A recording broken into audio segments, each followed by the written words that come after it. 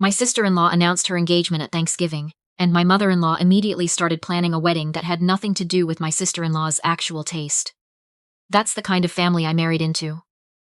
The Hargrove side of things operates on a particular frequency, loud, warm, certain of their own opinions, and completely uninterested in yours unless yours happen to match theirs already. I'd been with my husband Elliot for 6 years, married for 3, and in those 3 years, I had learned to eat quickly, agree often, and find reasons to offer help in the kitchen so I could have 15 minutes where nobody was explaining something to me, like I was slightly behind. I'm Nadia Hargrove now, though my last name before that was CO, and I still introduce myself as Nadia CO Hargrove in professional settings, because the hyphen is the only part of that sentence I actually chose. I work in supply chain finance, not the kind of work that explains itself at dinner tables. When people ask what I do, I say finance, and they nod and move on, which suits me fine. Elliot's family is big in the way that certain Southern families are big, not just in number but in presence. His mother, Paulette, runs the household the way a general runs a campaign, with complete conviction and a detailed knowledge of everyone's weaknesses.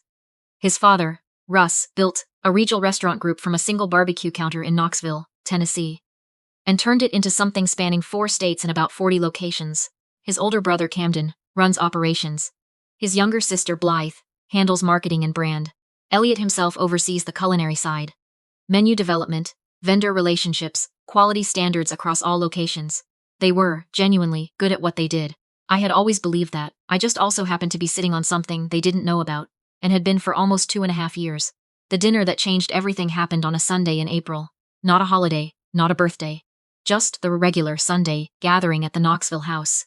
The one Paulette cooked for every week like it was a formal occasion, because to her, family dinner always was. I'd driven down from Nashville with Elliot the night before. We'd stayed in the guest room with the quilt that smelled like cedar, and the window that stuck when it rained. Saturday evening was easy. Old movies, Paulette's cornbread, Russ falling asleep in the armchair by 9. But Sunday dinners were different. Sunday dinners were for business. It started the way it always started, with Russ setting down his fork like he had something to say, and everyone adjusting imperceptibly in their chairs. I want to talk about the Clarksville expansion, he said. Camden looked up from his plate. We're still in diligence. Diligence is almost done. I want us ready to move when it clears. Russ reached for his iced tea. The issue is bridging the acquisition cost while the SBA loan processes. We're looking at a 6 to 8 week window. How much? Elliot asked. $350,000, give or take. The table absorbed this. Blythe wrote something in the small notebook she kept next to her plate at family dinners, which I had always found both slightly amusing and completely on brand for her. I set down my fork. I could help with that, I said. There was a pause. The specific kind of pause that happens when someone says something that doesn't quite compute. Paulette smiled at me from across the table. It was a gentle smile, the kind that precedes a subject change. That's so sweet of you, honey. I'm serious, I said. How firm is the timeline? Russ looked at me the way he sometimes looked at Elliot when Elliot suggested a menu item that was slightly too adventurous. Not unkind. Just measuring. Nadia, this is a bridge loan situation. We're talking about working with our commercial banker, maybe bringing in a private lender. It's a whole structure. I understand bridge financing. Camden leaned back in his chair with the easy confidence of someone who had been the eldest for so long that being the eldest had become his entire personality. The issue isn't understanding it in theory, it's that this is an operating business acquisition. There's collateral requirements, draw schedules, covenant compliance. It's not like wiring money to someone. I looked at him steadily. I know what covenant compliance is, Camden. I'm sure you do. He picked up his fork again, which was his way of ending conversations. What I'm saying is that the scale involved is a little outside the personal finance lane. Blythe didn't say anything. She just glanced at me briefly and then looked back down at her notebook. Which was, in its way, worse than saying something. Elliot touched my hand under the table. Not stop, just I see you. Which was what I loved most about him. He always saw me, even when he didn't fully understand what I was carrying. We'll get it sorted, Russ said, with the tone of a man redirecting traffic. Camden, call First Tennessee first thing tomorrow, and get Darren on the phone about the private lending contact he mentioned. Already on it, Camden said. Dinner continued. Russ talked about the Clarksville location's foot traffic. Camden talked about the lease terms. Blythe talked about the signage refresh she'd been developing for the brand rollout across the new markets. Elliot asked about the kitchen layout and whether they'd accounted for the hood ventilation requirements in the HVAC spec. They were competent. They were focused. They loved what they had built, and they were building it more, and they were doing it without once looking in my direction again. Under the table, I was typing a message to my business partner, a woman named Felicity Crane, who had been my closest friend since our MBA program at Vanderbilt and who, like me, kept unusual hours and an unusually organized mental model of the markets. FYI, Hargrove Restaurant Group is looking for $350 K-Bridge, 6 to 8 weeks, tied to Clarksville acquisition. You know what to check. Her response came back in under 4 minutes. Already pulling it. You okay? Fine. I wrote back. Just needed to say it out loud to someone who speaks the language. I put my phone face down on my thigh and listened to my father-in-law describe the commercial kitchen consultant he'd hired, and thought about the first time I had quietly invested in a restaurant group through a vehicle that nobody at this table had ever thought to ask me about. Let me back up. When I was 26, I was working in supply chain finance at a logistics company in Atlanta, making decent money, saving most of it, and spending a lot of my evenings building financial models for fun, because I genuinely found it interesting, and because I had very few other hobbies at the time. I had grown up watching my parents, both Korean immigrants, both relentlessly practical, build a small importing business in Marietta, Georgia with careful capital allocation, zero debt, and a deep suspicion of anyone who told them something was a sure thing. I learned early that money is not exciting when it's loud. Money is interesting when it's quiet. At 28, I left the logistics company and joined a boutique advisory firm that worked with founder-owned food and hospitality businesses. The kind that were too small for institutional investors and too complex for regular bank lending. We helped them structure growth capital, optimize their cash conversion cycles, and think about their capital stacks in a way that most of them had never been taught. I was very good at it. At 30, I took a portion of my savings, a little under $180,000, and put it into my first investment through a private holding company I had set up on the advice of a tax attorney I trusted. The investment was a fractional stake in a regional food distribution company that supplied about 60 independent restaurants across the Southeast. The thesis was straightforward. As food costs rose and independent operators got squeezed, distribution relationships would become more valuable, not less. I was right. 18 months later, that stake had produced a return I recycled into 2 more foot positions. I didn't talk about any of this, not because I was ashamed of it, because I had watched enough deals fall apart from too much early conversation to have any interest in narrating my own process before I knew where it ended. By the time I married Elliot, the holding company, I had called it Cornerstone Provisions, which was a deliberate choice, plain and forgettable, had a portfolio of 6 active positions across food distribution, hospitality real estate, and a small restaurant equipment leasing operation. Total assets managed were somewhere around $4.5 million, not $600 million, not a fund, just mine, accumulated carefully, structured thoughtfully, growing steadily. And one of those positions, the hospitality real estate one, happened to sit in a portfolio that included a commercial property in Knoxville, Tennessee, a property that Russ Hargrove leased for one of his flagship locations. I had not sought this out. Felicity had brought the property to me as part of a small portfolio acquisition, 18 months before Elliot and I got engaged. When I'd seen the tenant name on the rent roll, I'd told Felicity. We'd laughed about it. Then I'd bought it anyway, because the numbers were good and the tenant had a 15-year operating history, and I made investment decisions based on merit. But I had never told the Hargroves. I thought about telling Elliot a few times. I always talked myself out of it, not from deception, but from something harder to explain. The position was in a blind trust structure for tax and estate planning purposes. It wasn't a secret with intent, it just was, and something in me wanted to keep one room in my life that was entirely my own. After the Sunday dinner, I went back upstairs and sat in the cedar-smelling guest room and called Felicity. I pulled it, she said, without preamble. Your holding company's real estate portfolio appears in the cap table for 2 of their flagship locations, direct landlord on one, indirect through the REIT position on the second. They don't know. They definitely don't know, she said. What are you doing? I looked at the ceiling. I haven't decided yet, Nadia. I'm not going to do anything dramatic, I said, which was true, in the sense that I meant it when I said it. 2 weeks after that dinner, I got a text from my mother-in-law. Honey, just wanted to say thank you for the offer you made at dinner. Russ and I thought it was very generous. We handled it with the bank. The Clarksville deal is moving forward.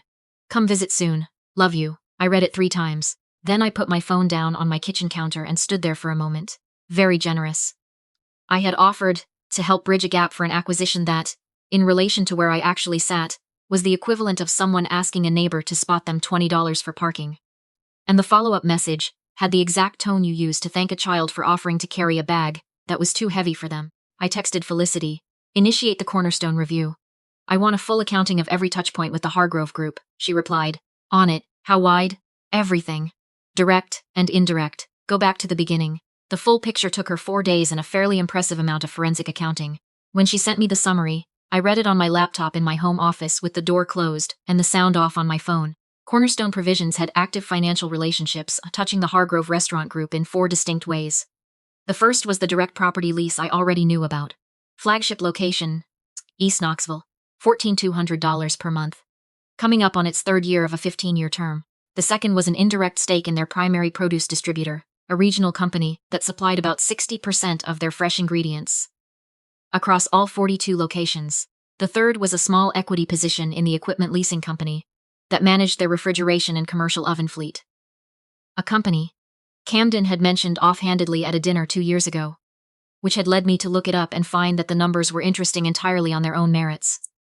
The fourth was the one that made me set down my coffee. Through a fund of funds structure that Felicity had traced back through 3 holding entities, Cornerstone held a minority position in the private lender that Russ and Camden were currently in conversations with financing the Clark's Bridge lender they had gone to after deciding that my offer was sweet but out of my depth, was already sitting inside my capital structure.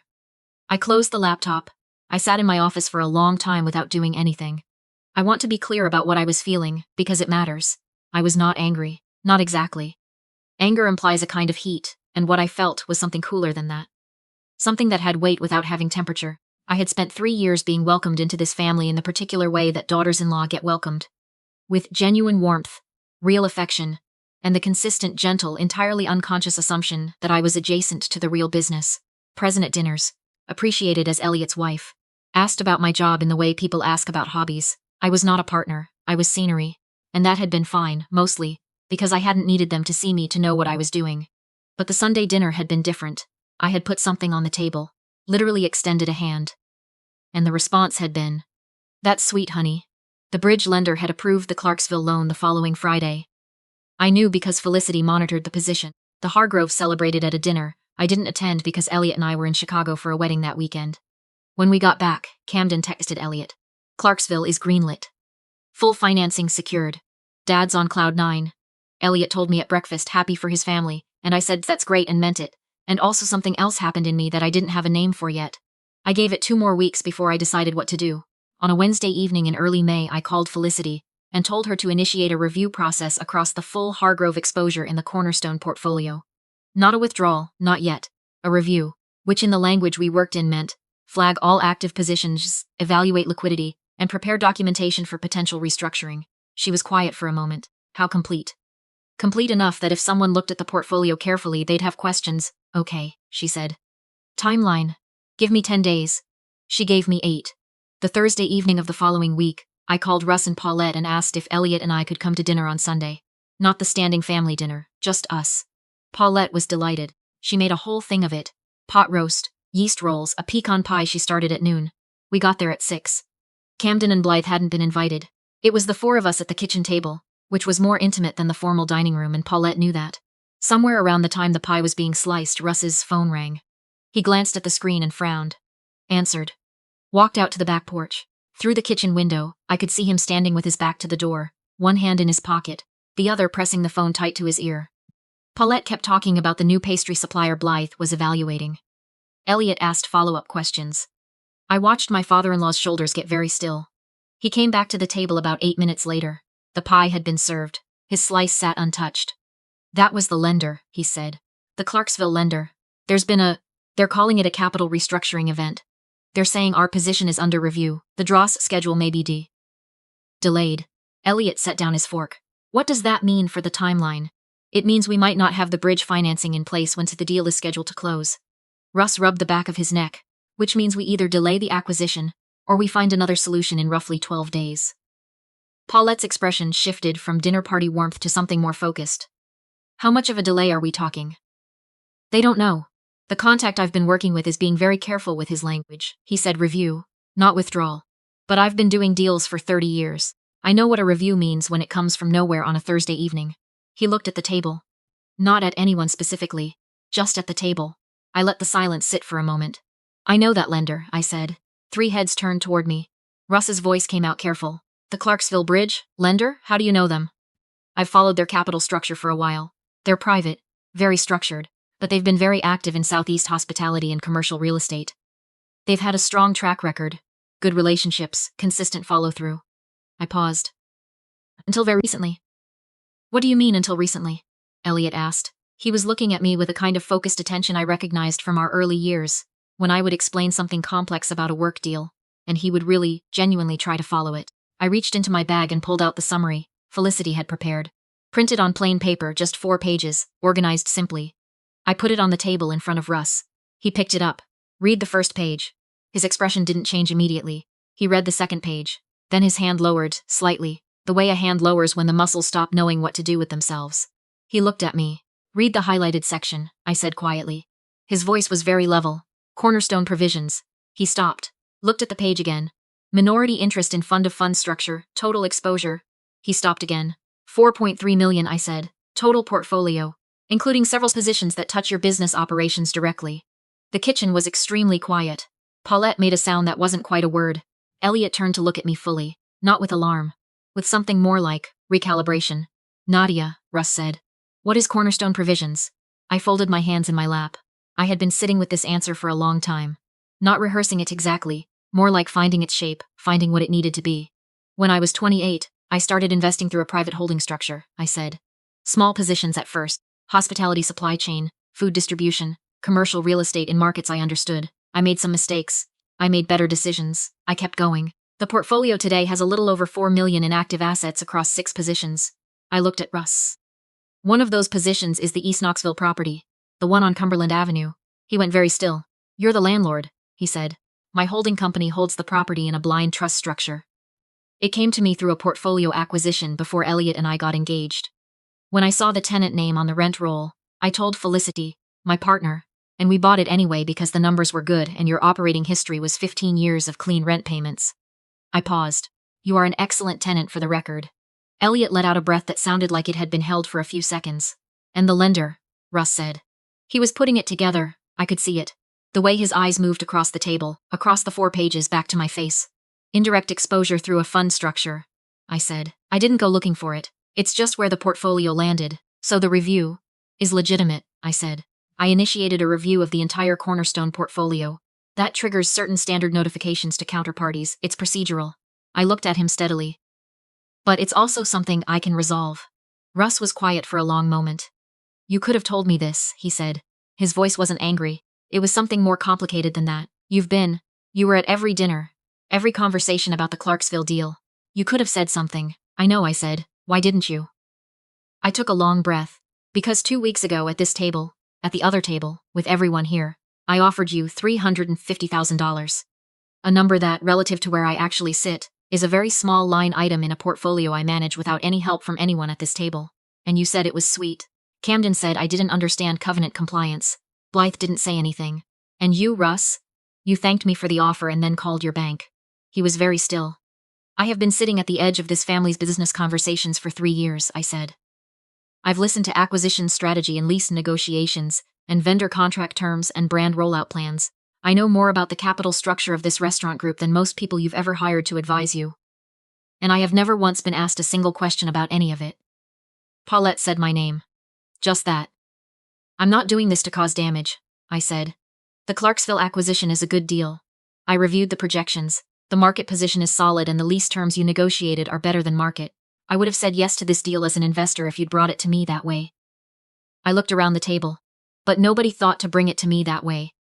Because I'm Elliot's wife. I'm in finance, which is the thing people say when they don't know what else to say about someone. And when I raised my hand and said I could help, the response was thank you, we'll handle it. Elliot reached under the table and found my hand. He held it the way you hold something you didn't realize was fragile. Russ pushed back from the table slightly, not to leave, to breathe. He looked at his pie. He looked at the 4 pages. He looked at me. I am ashamed, he said. That's the honest answer. I'm ashamed that this was right in front of me and I didn't look. He shook his head once. I built a business. I taught my kids how to build it, and I didn't apply any of it, to someone who was sitting at my table every Sunday. It's not just about looking, I said. It's about asking. You've never asked me about work. Not really. Not in the way you ask Camden about operations or Blythe, about strategy. You asked me about traffic on 65 and whether I want sweet tea or unsweet. That landed. I saw it land. Paulette reached across the table. She put her hand over mine, the one Elliot wasn't holding. You are right, she said quietly. That is Nadia, I don't know where I learned to make someone feel like a guest in their own family, but I am sorry. She said it, without a caveat. Without a but. I had expected a but. There wasn't one. Elliot spoke slowly, in the way he does when he's feeling something he hasn't finished understanding yet. I want to say something, he said. You're my wife. I knew you were smart. I knew you were good at your work, but I didn't ask enough questions either. He squeezed my hand. I should have been your loudest advocate in every one of those conversations, and I wasn't. That's on me. I looked at him. We'll work on that, I said. He nodded. He meant it. I knew because I knew him. Russ leaned forward. He put his elbows on the table, which Paulette usually corrected him for, and she didn't correct him. What do you want? He asked.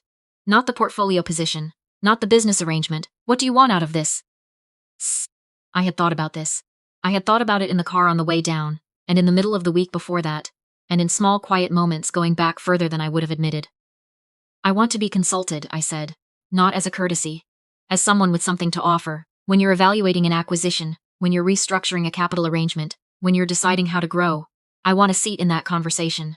Not a seat where someone explains things to me. A seat where I'm expected to have done the work, because I will have done the work. That's reasonable, Russ said. Immediately. Not grudgingly. I also want the Clarksville deal to close, I said. Because it's a good deal, and I have already structured a way to provide the bridge financing through Cornerstone that will be cleaner and less expensive than the current lender arrangement. I'll send the term sheet to you and Camden by Tuesday. Russ blinked. I'm also requesting a formal advisor role, I said. Not informal. Not Sunday dinners. A documented engagement with appropriate compensation and seat at quarterly business reviews. The same way you'd bring on any outside financial advisor, except I already know everything about your operations, your market position, and your capital structure better than anyone you'd find on the open market. Russ looked at Paulette. She looked at him. You've been studying us, he said. I've been investing in you, I said. There's a difference, and also they're the same thing. He was quiet for a moment, then he extended his hand across the table. I shook it. Tuesday, he said. Tuesday, I confirmed. After dinner. After the dishes were rinsed and the leftovers wrapped and Russ had disappeared into his office to make a phone call. Probably to Camden. Probably a complicated one. Paulette and I stood together in the kitchen while Elliot brought the last of the glasses in from the dining table. She handed me a dish towel, which was how she invited you into the domesticity of a space she ran. I took it. Can I ask you something? She said. Yes, when you first found out about the property, the East Knoxville one. She was rinsing a glass. Not looking at me directly. Why didn't you say something then? The real answer. Because I didn't know yet if I needed to, I said. And because the position was mine. It was the one thing in this family I had built entirely by myself, that no one had handed me, that no one had sponsored or connected or made easy for me, and I wasn't ready to share it until I understood what sharing it meant. She was quiet for a moment. I understand that, she said. More than you might think. She handed me the rinsed glass and I dried it, and we stood in the warm kitchen in Knoxville while the pecan pie sat cooling and mostly uneaten on the counter. On Tuesday, I sent the term sheet. Camden called me that afternoon. He was professional about it, the tone of someone recalibrating in real time. This is a good structure, he said. The draw schedule is cleaner than what we had with the other group. I know, I said. That's why I designed it that way. A pause. I owe you an apology, he said, from the Sunday dinner. What I said about you being out of your depth. You do, I said. I'm sorry, Nadia, that was... I made an assumption. I shouldn't have. No, I said, you shouldn't have. I didn't soften it. I didn't add, but it's okay because it wasn't, and saying so would have made it easier for him to forget faster, and I didn't want it to be easy to forget. He accepted that. Which went up in my estimation of him. The Clarksville acquisition closed 17 days later. The bridge financing held. The draw schedule ran clean, and the location opened 4 months after that to strong early numbers. I attended the first quarterly business review in September. I sat at the conference table in the Hargrove Group offices with a presentation I had prepared and a set of questions nobody had thought to ask yet about their distribution cost exposure heading into Q1. Russ introduced me to the outside accountant who had flown in from Atlanta as the group's financial strategy advisor. The accountant asked how long I'd been in the role. Since May, Russ said. We're lucky to have her. He said it without any qualification. Without she's Elliot's wife or she's been working in finance, with that particular trailing off inflection. That means isn't that something? He said it the way you say it about someone who earned it. That evening, driving back to Nashville, Elliot had his hand resting on the center console, and I put my hand over his somewhere on I-40 past Lebanon. How do you feel? He asked. I thought about it honestly, like I've been speaking a language for a long time in a room where nobody was listening, I said, and someone finally turned on the translation. He was quiet for a moment. I should have been listening, he said. You're listening now, I said. The highway stretched out ahead of us in the dark, and the Nashville skyline was still an hour away. And I thought about the first time I'd put $180,000 into something I believed in, and told no one. The accumulation of all the quiet decisions since then. The $4.3 million that nobody at any Sunday dinner had ever known to ask about. I had built something patient and deliberate and entirely my own. And now it had a seat at the table, not because I had forced it there, but because I had waited until forcing it was the only option left, and then done it with a term sheet instead of a raised voice. I had not built an ocean. I had built a foundation. It turned out the rest of them just needed to see what it was holding up.